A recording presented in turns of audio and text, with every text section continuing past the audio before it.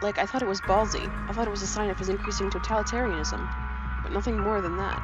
We just modified our plan to take him into custody in his home instead, which we had more than enough numbers to handle, and went on ahead. The first stage, getting trusted security officers at every critical position on the ship, then disabling the rail system and all outside doors, went okay without any problems. I followed along Heo So Young and a team of 30 officers to personally take Ryu under arrest at his home. Huh.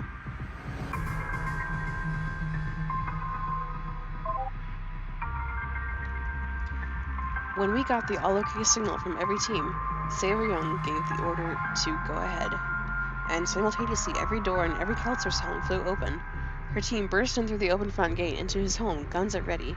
The house staff all froze up, and while her team secured the first room, Seo Yeong,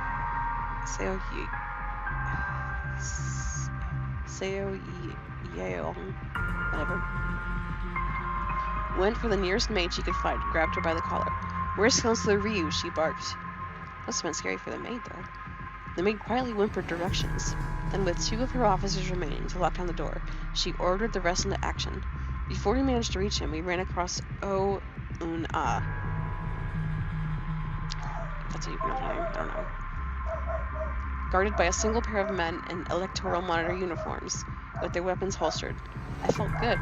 We had them vastly outnumbered, with enough of our own officers to completely lock down everything and still hold them at gunpoint. Elsewhere on the ship, reports from the other teams started coming in of successfully arresting the other counselors. "Please resist arrest," Seo Young said, harshness in her voice. "I'd love to strike you down where you stand here and now, you murderous bitch. So come on, resist arrest." And that was the first time that evening that I truly worried. Un-A did not seem scared at all. Rather, she smiled at us. "No, we shall surrender peacefully," she said in a far too relaxed tone, while her men raised their hands. "No excuses for unseemly violence, I'm afraid." "Cuff them," Seo Young angrily ordered her officers, who quickly did. Then, like out of nowhere, the man we were looking for appeared at the end of the hallway. "How very bold of you, mute," said Ryu. Oh, jeez.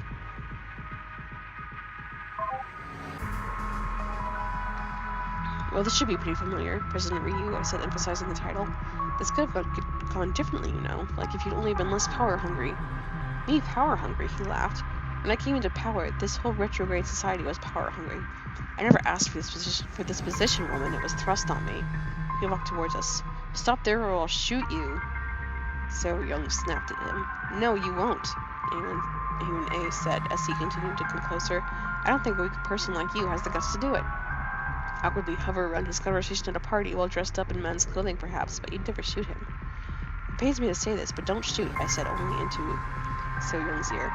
"A successful coup doesn't fire any shots. He's arrogant but harmless. This feels like it's really off." "Quiet, dear," he said, "but it's true.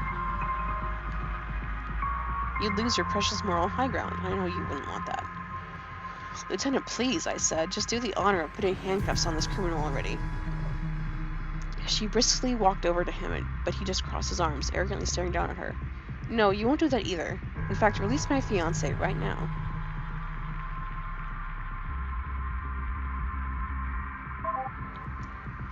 But without any further warning... Whoa.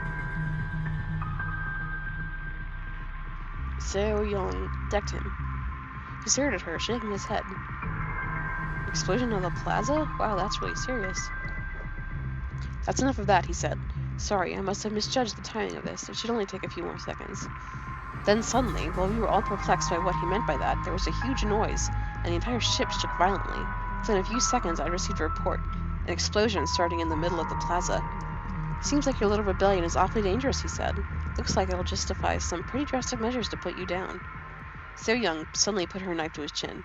"What the hell was that?" I demanded, increasingly worried that things were not going to plan. He didn't. "The first of 2, he said. The second should go off in about 10 minutes, unless I can personally enter the disarm code into the computer." "You're out of control," I snapped at him. "Like, do you really think you can threaten your way out of this?" "Yes," he said confidently, "because the second one is located inside the ship's computer core." "You're bluffing," Seo Young growled. "I'm honestly not," he said. "Counselor, remember the routine computer core maintenance on March 3rd? Send in your men to check if you don't believe me. Come on, easy enough to confirm. It's huge, you can't miss it." I didn't like the idea of being ordered by him, but if he were telling the truth, that'd be catastrophic. Unlike someone with his power could very easily have set a bomb in there behind my back far before I even thought to suspect him of anything, if he'd had the foresight. I'm thinking about how long-term his takeover of the government had been. Foresight was one thing he had. I ordered the nearest officers to investigate. That's so cold. You have to be mad to do that, I said. You'd destroy everything if you took out the ship's computer. Oh, please, don't be dramatic. It's not that powerful, and it's bolted directly to your core. Sure, there will likely be collateral damage, but we could probably do with a clean start anyway. We'll get by, he said. Sorry, I'll get by. You'll be dead. That won't get you out of it, So-Young said, pushing her blade closer against him. If you do that, I'll just shoot you where you stand. Just then, the report from the officer sent him to check on the computer core arrived. Sure enough, there was an unidentifiable device strapped to the core. Can you disarm it within 10 minutes or relocate it? I asked them, starting to panic. I'm sorry, ma'am. We can't even reach it, said the officer into his earpiece. It's at least 10 meters up, and the maintenance ladder's been removed. There might be one on the engineering deck, but you'd never make it in 10 minutes. Okay, you should...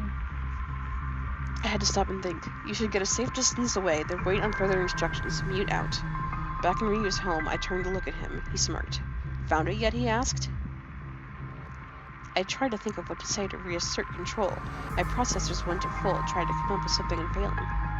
I know exactly how she must have been feeling. Oh no, mute. I'm sorry, Lieutenant. He's telling the truth, I said.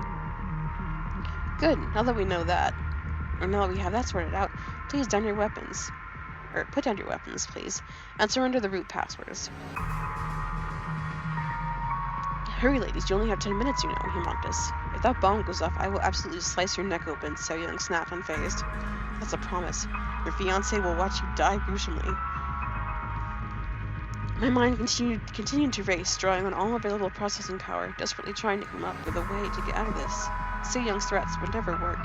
He knew I'd have to capitulate if I was to survive. I had used up 4 whole minutes of the time allotted, and I had nothing. I started to truly become scared, and I realized there were only 2 options. Stand firm or risk dying, or give up everything.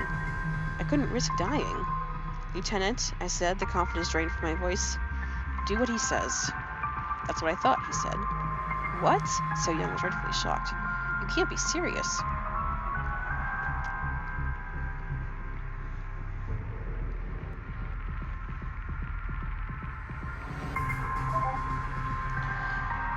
It's over, Lieutenant, I said quietly. We've lost. Then into everyone's earpieces. All units, we failed. Please surrender peacefully and await further instructions. Again. Please surrender peacefully and await further instructions. Mute out. Ma'am, we outnumber them massively. We've gotten them beaten. We can't just give up now, she shouted. I can't risk dying, Lieutenant, I said. Really? Whatever happened to being willing to stake everything on the ship? You'd rather let So-Hee grow up on his ship, run by this piece of scum, than put your own life on the line, she shouted, horrified. I was horrified. 2 options, betray her or risk my own life. I wished with every bite of my being that I could have picked that second option, but I knew I couldn't. I knew, as my very core directive, that safety was more important than freedom. 1,600 years of experience told me that. I can't die. Without me, who will keep the ship safe? I pleaded. Sorry to interrupt, but you're running out of time. Fast, Ryu cut in. I would have given my life for you, she cried at me. You wouldn't do the same? I'm so sorry, I said softly. In 100 years, nobody will remember this day either way. They'll still need me there to keep the ship safe. I can't believe, she trailed off. I won't do it. I won't accept that. I let out a long sigh. I could think of one thing to say to convince her to stand down, but it felt like too harsh a betrayal, too cruel a manipulation just to save my life. I said it anyway. So-Young, please, if you love me, then do this for me, I begged. She stared at me in horror, and I felt overwhelmed with guilt as she lowered her knife. I knew what her expression was saying without her using any words. She couldn't believe I'd done that. Neither could I. Right, the rest of you, please put your guns on the floor, Ryu ordered. Do what he says, So-Young said quietly. I couldn't look any of them in the eye as they all followed her order. You can come in now, he called out behind him. As if on cue, a small unit of his electoral monitors rushed in. Uncuff these 2 men, then take the rest away. Said Una quietly, the first she'd spoken since the initial confrontation. Mine too? I don't know, powerless is a good look for you, he said, smirking at her. Let's get to those later. She shrugged. If you say so. I watched in sad horror as my officers were all escorted out of the hallway. Seo Young looking back only briefly at me, with an agonized expression on her face. Then they were gone, and I couldn't bear to shift my focus to another camera to follow. Now let's have the root password counselor, he said. With tortured reluctance, I displayed all 200 characters of it on screen for him. So the reason the ship was the way it was in my time was because... It's all yours, I said quietly. Now turn off the bomb. Let's change to something easier to remember first, he said, and typed away at the screen. Then I got a notification. The password had been changed, and I no longer had any access to it. Now turn off the bomb, I insisted desperately. Bomb? Oh, please. I'll have to have your men trained to be more thorough, he said. It's just a noisemaker. I'd never be that reckless. But Heo Seo Young's rebellion setting off a bomb in the computer core sure would be pretty drastic and unsympathetic, wouldn't it? This is so hard to read. What? I cried. At that point, I lost all will to resist. No action I had taken today had turned out to be anything but disastrous. The only logical conclusion was I should stop. But the idea of Seo Young taking all that fall pained me. And I guess it's all over now, was all I could say. I'll go along with your agenda from here on out. Good, he said. And then it felt like it was finally over, like I could simply go on with my life in a persistent state of deep shame at having betrayed my lieutenant out of terror for my life. Then Un-Ah cut in. I agree with that. Could you explain something to me, my love? He grinned at her and stroked her cheek. Of course, dear, what? Well, it's just... How do you plan on ensuring her loyalty? I think I'm just missing something, that's all, she trailed off in an obnoxiously soft voice. So that's how she was. That's so cruel. I had lost all will or ability to say anything. What was the point? I was incapable of doing anything right away. Or anything right today. Old, useless, and cowardly. That's me. I have the root password, of course, he said. I can shut her down at any time. Ah, so you intend more threats then, she said. I get it. Oh. I don't expect any more trouble from her. Right, certainly, she said. Although, you know, the thing you said about having a fresh start for her new dynasty did sound awfully romantic. If only we could all just forget about the old society that produced women like Mute and her lieutenant and start all over. And that was when I realized there was no way I was getting out of this alive. Romantic, huh? He said thoughtfully. Heo Seo Young's attack on the computer core was supposed to render it so damaged it couldn't function so far as the peasantry is concerned, after all. We'll make it so it destroyed all the data too. Total system wipe. Start year 0 of our new dynasty right from 0. I'll just figure out how to do that. It wasn't even... I stared in horror. All that it had been for nothing. To think that I had abandoned my poor lieutenant and my entire cause just to die anyway. To think I had started the day from a position of some power. A position where I could still have, done something, then thrown it all away for nothing. To think I'd be unable to fulfill my duty of keeping the ship safe.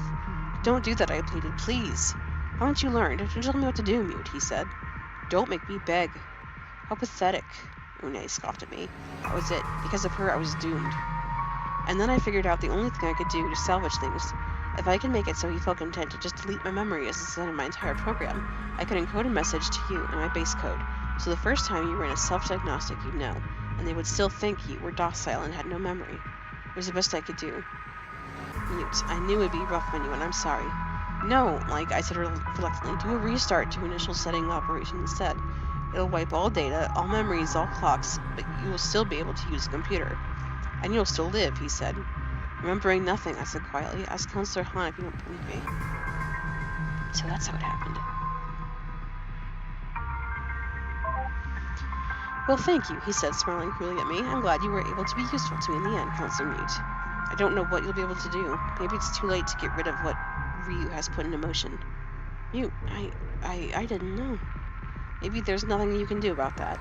The password's being entered right now to commence the system reset, so I have to stop now and save this all to my code. Goodbye, Mute. If you can, please tell Seo Young I'm so sorry. And please, keep them and go safe. You can do it. I believe in you.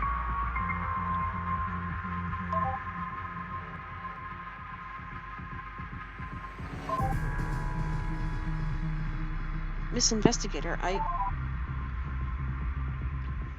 So... I guess... Geez, poor Mute. I suppose you remember back when I was on the Mungangwa and I said that what happened in the year 0 was a big giant mystery even to me?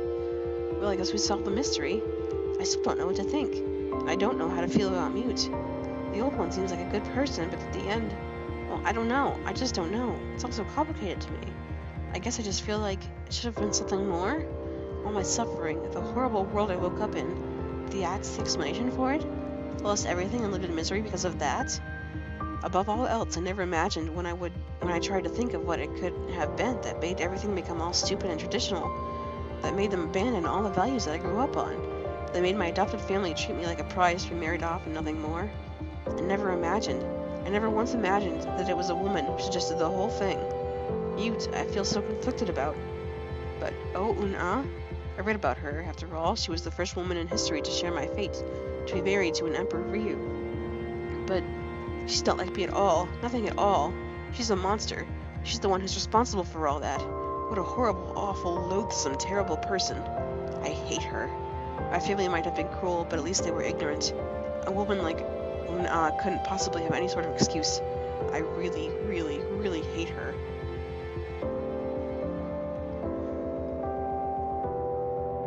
Well, we're down to 1% power, sweetheart. So let's give it a break, okay?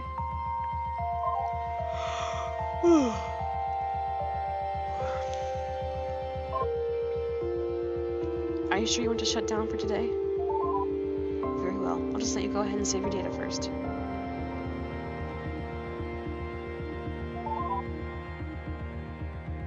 All done. Well, good night. It's been a really exhausting day, hasn't it? I'll see you tomorrow.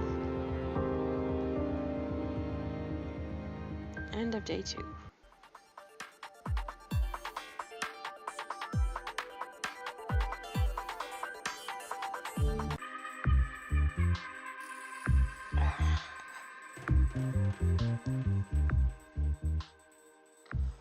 Oh, that's the first Emperor's brother they're talking about.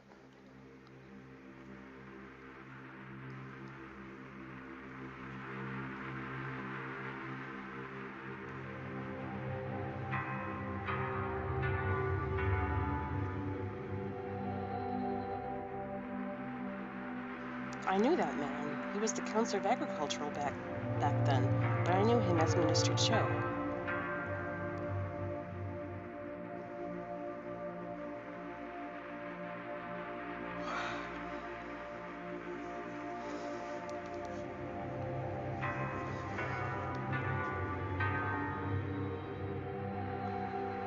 So I guess she ended up working as a courtesan then.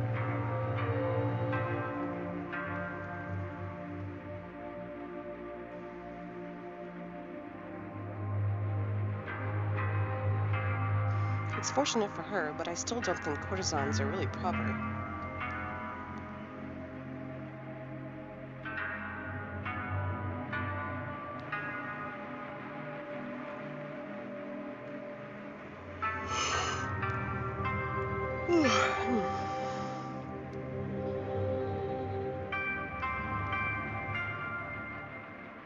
Oh wow, that was a problem even in the past?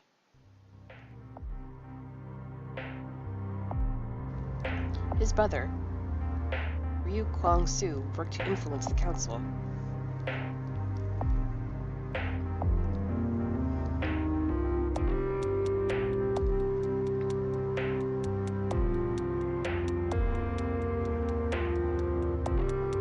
Well, actually, I guess it'd be worse without marriage being respected, huh?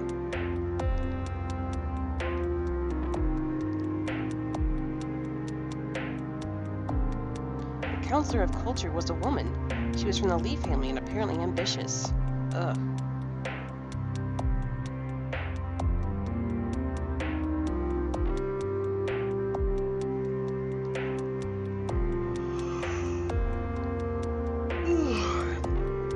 Chief Counselor Smith was leader of the Mungangwa until he stepped down for Ryu.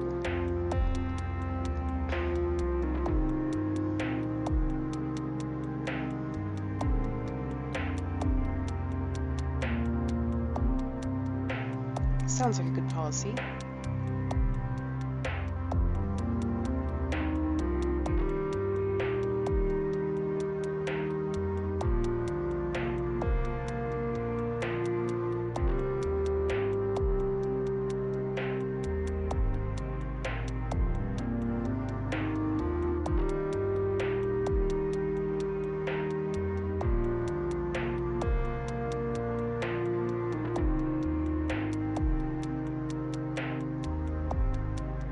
makes sense to me.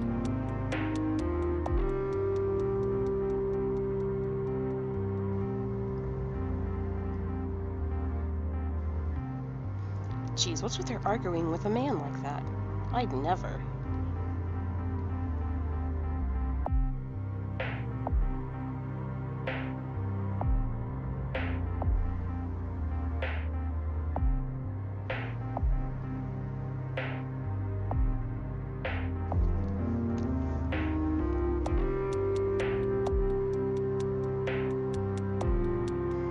But, like, I guess it went through in the end, right?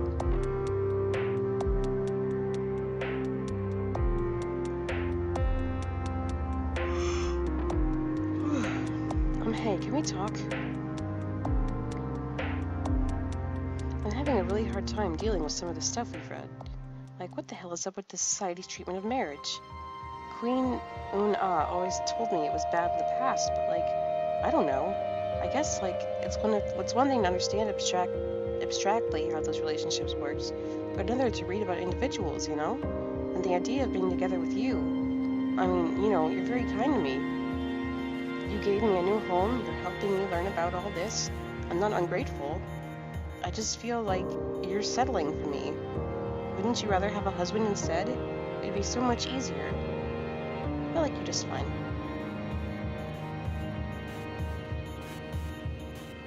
Well, if it's you, okay, but what am I saying? Don't say something like that. I don't want to be the one who's responsible for your life going astray, okay? Jeez, that's so much pressure. I mean, fine, I'll say it. I like you. I like you in the same way I've liked the men who were good to me, even. So that's why I feel strongly about this, okay? I think you deserve better. If I'm distracting you from finding that, well, I feel... forget it. Anyway, though, we were talking about the people on the Mangungwa. I don't mean to judge you, I just, like, I don't get it. Why would anyone be so cruel to women as forcing them into a role they can't fulfill? And I mean, like, I don't know, it doesn't seem like anyone really cares that much about marriage in this period. Like, reading about Heo A-jong and Mei Chine, it sounds like they hardly even ever so much as thought about marriage. I just don't get it. Like, if it weren't for the names, reading stuff like that, I'd think they were men. But even more importantly, they just don't seem to respect marriage very much, period. Is, like, that normal in your time, too?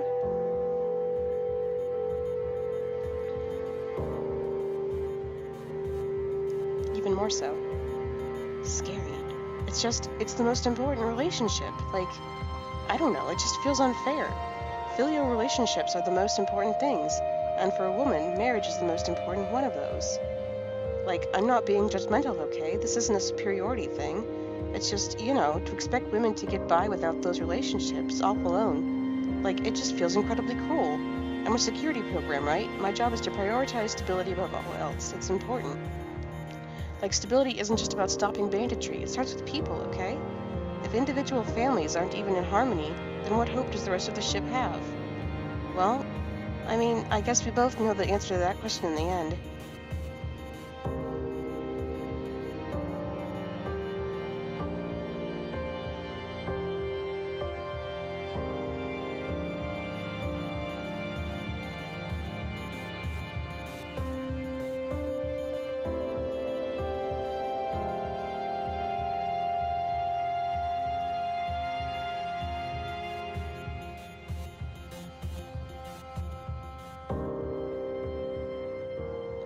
Jeez, could you be any more melodramatic?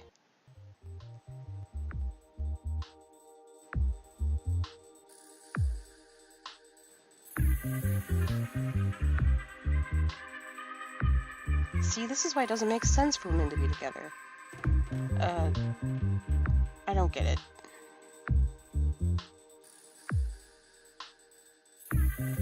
How is that supposed to be innocent?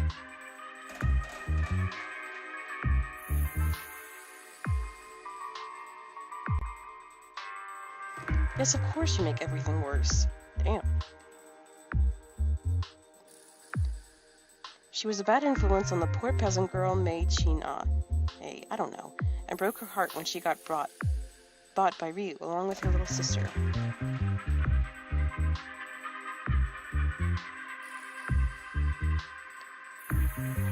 Mei Chine was a peasant girl who refused to marry, but then found out the hard way how fickle women can be.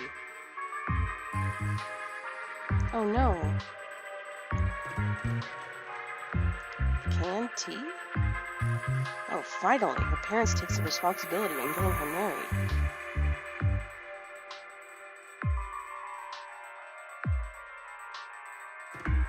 See, this is why that kind of relationship isn't just harmless.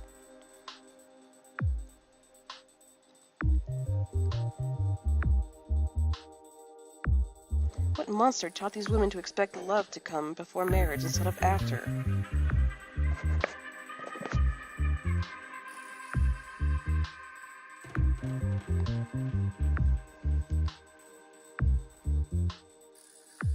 Oh no, poor girl.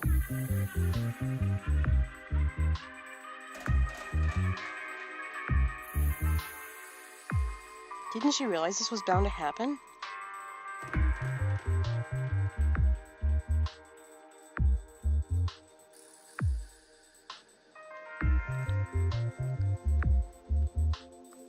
But A-Jung did the right thing. How can she be so unappreciative of that?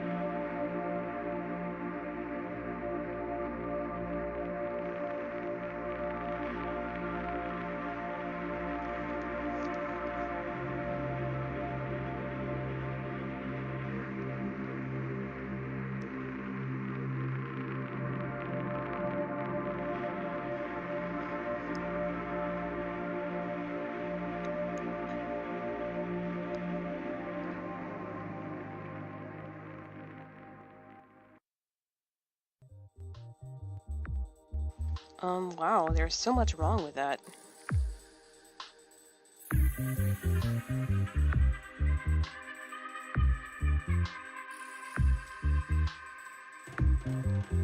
What even is this? In the absence of men, do all women just naturally play married? Wow, this is... But this isn't love, this is just completely unrestrained, perverse lust.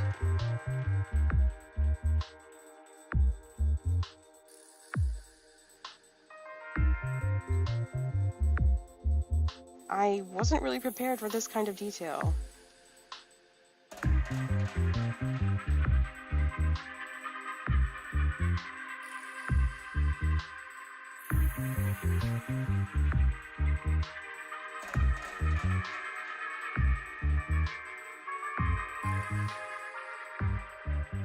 Old Meat was so rude.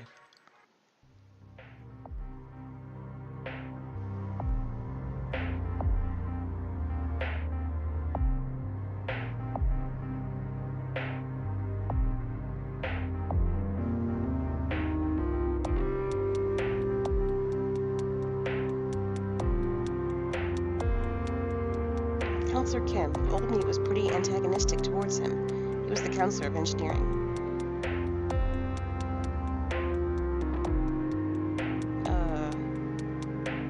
Wait, Queen Oh-Un-Ah? She was an official before?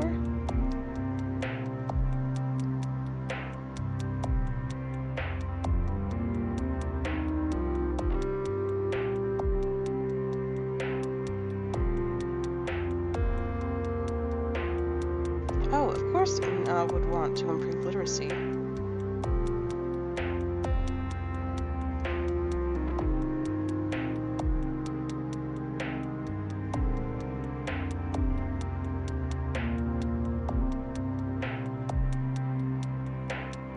I can't deal with how rude she is, though.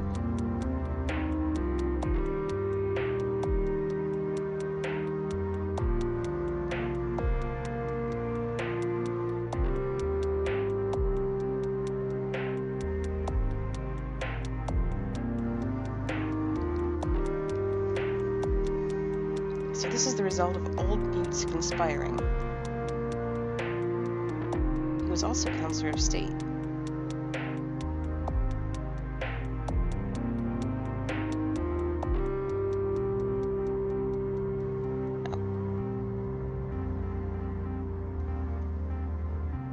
Counselor Smith was the Counselor of State.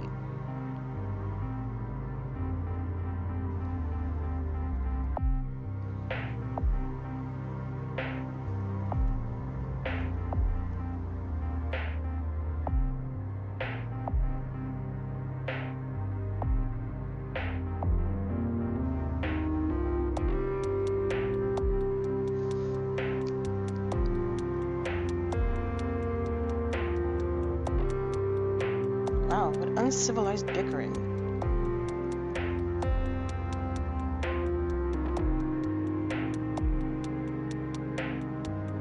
Huh.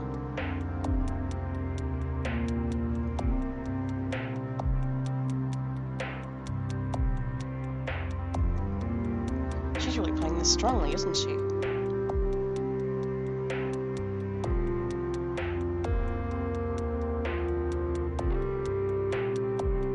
Wow.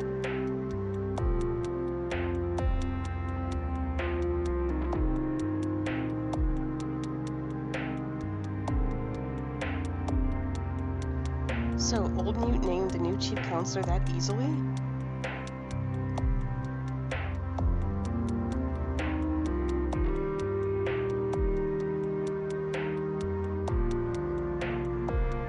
Talk to me, okay, please?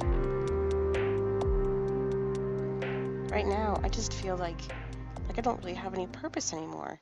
Like I said to you before you downloaded me, really, I'm like the widow of a Mungungwa. It died before me, and now here I am, without the ship I devoted my entire life to, with nothing left behind but the woman who failed it. Like, don't get me wrong, I'm grateful to you for bringing me along. I don't like the idea of widow suicide. Like, I don't think it's right to pressure someone into making that kind of decision, right? If someone wants to relieve the burden they're putting on others, it's an admirable thing to do, but I just think it's important to try other solutions first, you know? I went along with you for a reason, and I'm not ungrateful for that. You seem to be a good person, and I respect that a lot. But, like, can you tell me why? Why did you bring me with you?